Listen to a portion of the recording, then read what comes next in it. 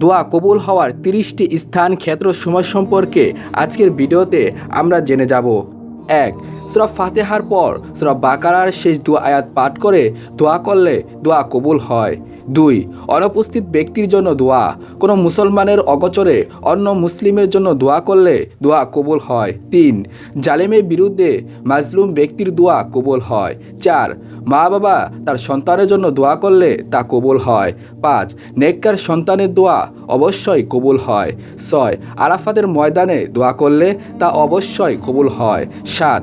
বিপদগ্রস্ত অসহায় ব্যক্তির দোয়া আল্লাহ কখনোই ফিরিয়ে দেন না। 8. সেজদায় দোয়া করলে আল্লাহ তা কবুল করেন। 9. হজের স্থানগুলোর মধ্যে দোয়া করলে দোয়া কবুল হয়, যেমন আরাফার ময়দান, মুজদালিফা, মিনা। 10. হজ করা অবস্থায় হাজি দোয়া কবুল হয়। 11. উমরা করার সময় উমরাহকারী দোয়া আল্লাহ কবুল করেন। 12. আজানের পর দোয়া করা। 13. কিতাল চলাকালীন সময় দোয়া করলে মহান আল্লাহ তা কবুল করেন। 14. বৃষ্টি বর্ষণকালে দোয়া করলে দোয়া কবুল হয়। 15. শেষ সাথীর দোয়া তাহাজ্জুদের সময়কার দোয়া কবুল হয়।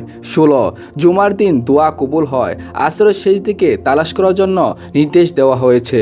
17. লাইলাতুল কদরের রাত্রে দোয়া কবুল হয়। 18. আজান ও একামতের মধ্যবর্তী সময়ে দোয়া কবুল হয়। 19. ফরজ সালাতের শেষ অংশে দোয়া করলে কবুল হয়। 20. মুসাফিরের দোয়া কবুল হয়। 21. রোজাদার ব্যক্তির দোয়া কবুল হয়। 22. ন্যায়পরায়ণ শাসকের দোয়া কবুল হয়। 23. দোয়া ইউনুস পাঠ করে দোয়া করলে তা কবুল হয়। দোয়া ইউনুস হচ্ছে লা ইলাহা ইল্লা আংতা সুবহানাকা ইন্নী কুনতু মিনাজ জালিমিন। 24. ইসমে আজম পরে দোয়া করলে তা কবুল হয়। 26. জমজমের পানি পান করার পর দোয়া করলে কবুল হয়। 27. নির্যাতিত ব্যক্তির দোয়া করলে কবুল হয়। 28.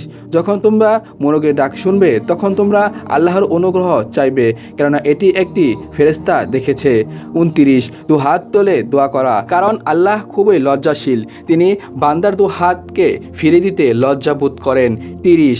মহান আল্লাহ সুবহানাহু ওয়া তাআলার দরবারে অশ্রু ঝরানো, কেননা বান্দার অশ্রু আল্লাহর কাছে অত্যাধিক প্রিয়, এবং যে ব্যক্তি আল্লাহর কাছে কান্নাকাটি করে আল্লাহ তার মনের বাসনাগুলোকে পূরণ করে দেন।